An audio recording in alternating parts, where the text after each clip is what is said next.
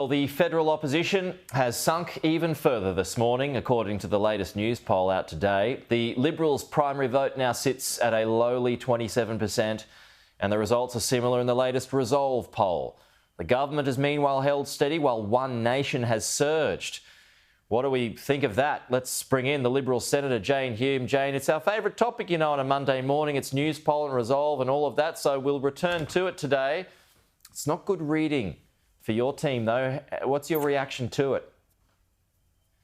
Pete, you won't be surprised when I say to you, as I always do, that I'm not going to comment on polls. Polls come and polls go.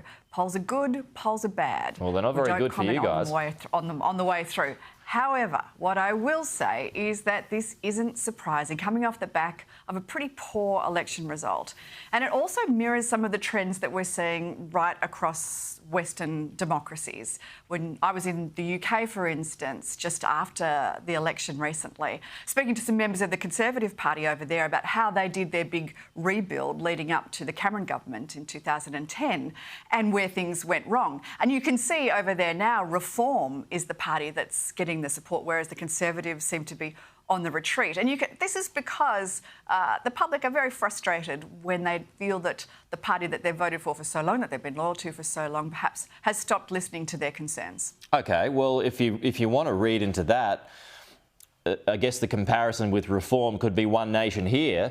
So how are you reading into that when it comes to your own policy formation? If you've got supporters of the Liberal Party who are now getting behind One Nation, do you have to change some policy ideas? Well, I wouldn't be surprised if there was some movement after such an unedifying week last week, but that doesn't mean that we can't now make sure that we listen to the community and reflect. What do you mean by movement? And do that with sensibles and well, I think that's exactly what the Resolve poll and the Newspoll has said, that some of while Labor's vote has stayed steady, the coalition's but I mean, like when you say movement, are you thinking changing ideas to become more conservative? No, I'm sorry. No, right. Absolutely not. We want to make sure that we stick with our values, but the most important thing we do now is develop a policy agenda that is reflective of of mainstream Australia. Okay. When are you going to come up with some policies? And that's the way to bring mainstream Australia back into the coalition. Well, hey, mate, it's a couple of months since the last election, and we've got a long way until the next election. I'm sure that there will be plenty of policies to announce. And in fact, I was very pleased to see Simon Kennedy, with whom I work on one of the coalition policy committees, now being elevated to the front bench. That is particularly good news. He's a very bright mind and a good heart, and I think he'll do a terrific job there. One more before we get into this reshuffle. Is this a terminal decline, this Newspoll? No, absolutely not. No, absolutely not. This is about the coalition finding its feet again after a terrible election loss. We've got a long way to go now before the next election. We've got a lot of ground to make up. But can I point out to you, Pete, too, that the Labor government's position really hasn't shifted here. A 36% primary vote, that's really not something to write home about. In fact, it means that their huge numbers in Parliament are essentially sitting on quicksand. Things could move very quickly indeed. We've seen it happen before. I'm absolutely certain it will happen again. But it's now on us to make sure that we get those policy positions right and make sure that we go to the next election with a genuine and credible alternative that reflects the views of mainstream Australia. Jane, you mentioned that reshuffle on the weekend. Were any potential changes discussed with you? No, they weren't. But I was very pleased to see, as I said, Simon Kennedy, who I work very closely with on the Coalition Policy Committee for the Australian economy, get elevated. And also my good friend, Claire Chandler, with whom I worked in Shadow Cabinet in the last Parliament. She's an extremely talented woman. I'm very pleased to see her come back, and I'm sure she'll make her way back to But no Shadow Guernsey Cabinet for you. You're a former minister, Jane. No Guernsey for you. I'm starting to think this is personal.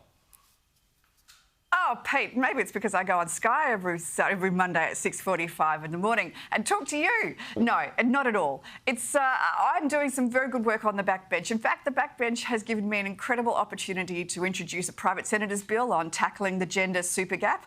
It's given me an opportunity to speak out on things that are important to me, things like making sure that we not just oppose but repeal this horrible, terrible tax on unrealised capital gains that Labor are intent on introducing. Do you think what you're saying is and also hurting you? speaking about the importance of reducing emissions. No, absolutely not. And also the importance of reducing emissions, but at the same time bringing down energy prices, which is possible. Just because we move to a zero emissions future doesn't necessarily mean we need to follow the crazy ideology of Anthony Albanese and Chris Bowen. There are ways to do this that are economically beneficial. I'm all for outspoken, by the way. But do you support the opposition leader, Susan Lee? Absolutely. Of course we do. She's only just got her feet under the desk, Pete. Give her a break. She's got time now, before the next election, to develop that policy agenda that is a credible alternative to present to Australians. OK. That's a big gap to overturn, though, Jane, right?